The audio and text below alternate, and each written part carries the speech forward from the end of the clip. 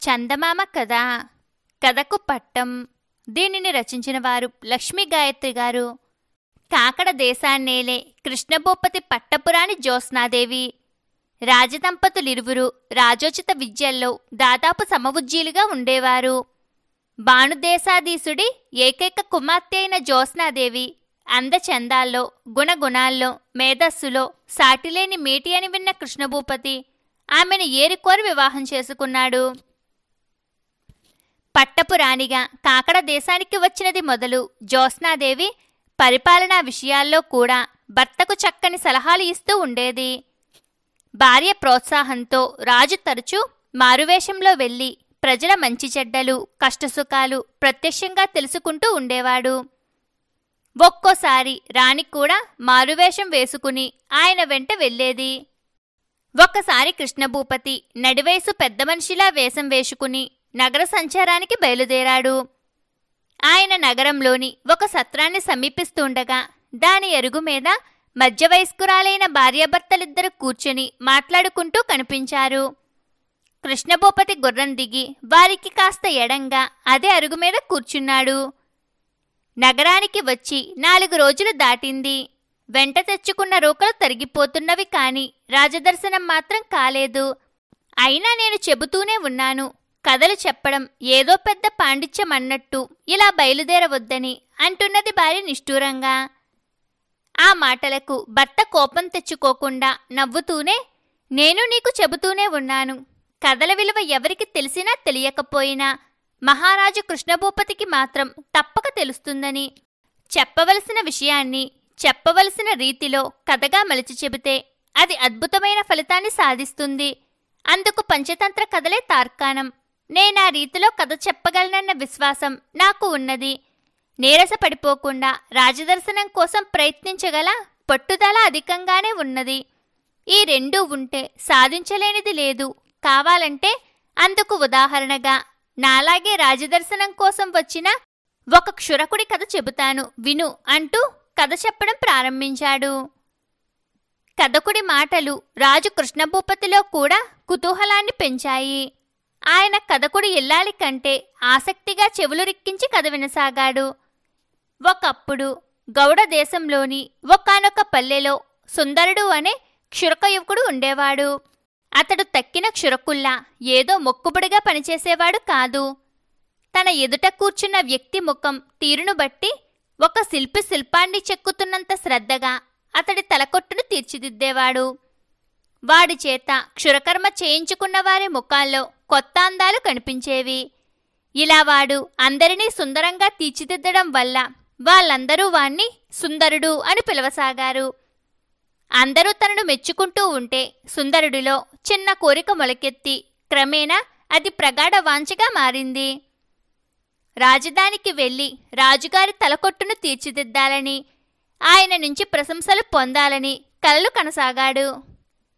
తన పనిలో ఆత్మవిశ్వాసం మెండుగా గల సుందరుడు తన కలను వాస్తవం చేసుకోవాలని నిర్ణయించుకొని ఒకనాడు సకుటుంబంగా రాజధానికి బయలుదేరాడు. వెళ్ళాడన్న మాటే గాని రాజధానిలో సుందరుడి కోరిక అంత సులువుగా తీరేట్టు కనిపించలేదు. నేను రాజుగారికి క్షురకర్మ అందంగా చేస్తాను, నన్నొక్కసారి ఆయన దగ్గరకు వెళ్ళనివ్వండి అంటూ సుందరుడు చెప్పిన మాటలు విని వాణ్ణి భటులు పిచ్చివాణ్ణి చూసినట్టు చూశారు. కొందరు నెమ్మదిగా పొమ్మని చెబితే మరికొందరు మెడబట్టి గెంటేశారు. ఎన్నిసార్లు ప్రయత్నించినా ఇలాంటి అనుభవమే ఎదురు కావటంతో వాడు నిరుత్సాహపడుతున్న సమయంలో ఒక భటుడు, అయినా మహారాజుగారి క్షురకర్మ చేయటానికి గురన్న ఉండగా నీ అవసరం ఏమిటి అని అడిగాడు. అతడి ఇల్లు ఎక్కడా అని అడిగాడు సుందరుడు. జామతోట పక్కన పడమటి వీధిలో ఉంది. అతడు క్షురకర్మలో చాలా నిపుణుడు అన్నాడు భటుడు. సుందరుడు రాజుగారి వాడుక క్షురకుడైన గురన్న వివరాలు సేకరించాడు. 60 ఏళ్ల గురన్నకు పిల్లాపాప లేరు. చాలా మంచివాడు. సుందరుడు భార్యకు విషయం చెప్పి ఆమె ఎలా సహకరించాలో వివరించి ఉత్సాహంతో సకుటుంబంగా గురన్న ఇంటికి వెళ్ళాడు. గురన్న ఆరు బయట జామ చెట్టు కింద తిన్నె మీద కూర్చొని ఉన్నాడు. అతడి భార్య పక్కనే ఉన్న అరుగు మీద కూర్చొని రాత్రి వంటకు కూరగాయలు తరుక్కుంటున్నది. సుందరుడు ఏం బాబాయ్ ఎలా ఉన్నావు అని పలకరిస్తూ గురన్న పక్కన కూర్చున్నాడు. వాడి భార్య గురన్న పెళ్ళాన్ని సమీపిస్తూ అయ్యో కూరలు కూడా నువ్వే తరుక్కోవాలా అత్తా, ఏది కత్తిపీట ఇలాతే అంటూ చనువుగా ఆమె దగ్గర నుంచి కత్తిపీట లాక్కుని చకచకా కూరగాయలు తరగసాగింది. అనుకోని అతిథుల్లా వచ్చిన ఈ కొడుకు కోడలు ఎవరా అని గురన్న దంపతులు ఆశ్చర్యపోతుండగానే సుందరుడి 4 ఏళ్ల కొడుకు అక్కడున్న జామి చెట్టుకు వేలాడుతున్న కాయలను చూసి తనకు జామకాయ కావాలని ఏడవసాగాడు. ఇష్, వస్తూనే అలా గొడవ చెయ్యవద్దు, ఆ చెట్టు మనది కాదు అంటూ సుందరుడు కొడుకును మందలించబోయాడు. కాని పసివాడు వినకుండా మరెవరిది, ఈ తాతదా అంటూ అనుమతి కోసమేనన్నట్లు నవ్వుతూ గురన్న వైపు చూశాడు. పిల్లా పాపాలేని గురన్న దంపతులకు సుందరుడు అతని పెళ్ళాం కలిపిన వరుసల కంటే పసివాడి తాత అన్న పిలుపు చెప్పలేనంత ఆనందాన్నిచ్చింది. మరి కాసేపటికల్లా సుందరుడి మంచితనం గురన్నని, వాడి భార్య మాట తీరు పనితనం అతడి భార్యను ఎంతగానో ఆకట్టుకున్నాయి. ఆ తరువాత సుందరుడి పని సానుకూల పడటమంత కష్టం కాలేదు. గురన్న వారసుడిగా కొలువులో ప్రవేశించిన సుందరుడు వారం తిరగకుండా రాజును కూడా తన నైపుణ్యంతో ఆకట్టుకున్నాడు. సుందరుడు వాడి భార్య గురన్న దంపతులను కడదాకా కన్నబిడ్డల్లానే చూసుకొని 10 మంది చేత బేష్ అనిపించుకున్నారు. కథ పూర్తి చేసిన కథకుడు చూసావా, చదువు సంధ్య లేని క్షురకుడే అయినప్పటికీ ఆత్మవిశ్వాసం పట్టుదల ఉన్న కారణంగా సుందరుడు పిన్న వయసులోనే వృద్ధులోకి వచ్చాడు.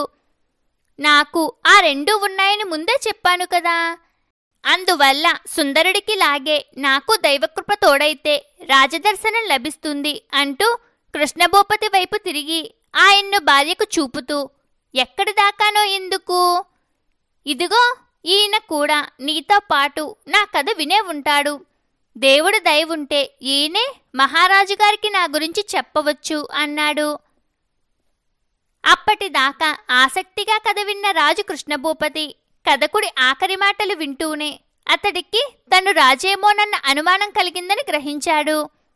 వెంటనే తలపాగా తీసి పక్కన పెడుతూ అంతేనా, దేవుడి దయ ఉంటే నేనే కృష్ణభూపతినే, మీ కథలకు కూడా పట్టం కట్టినా కట్టవచ్చునా అంటూ మందహాసం చేశాడు. ఇంతటితో కథ సమాప్తం. తిరిగి మరో చక్కటి కథతో మళ్ళీ కలుసుకుందాం. ధన్యవాదములు.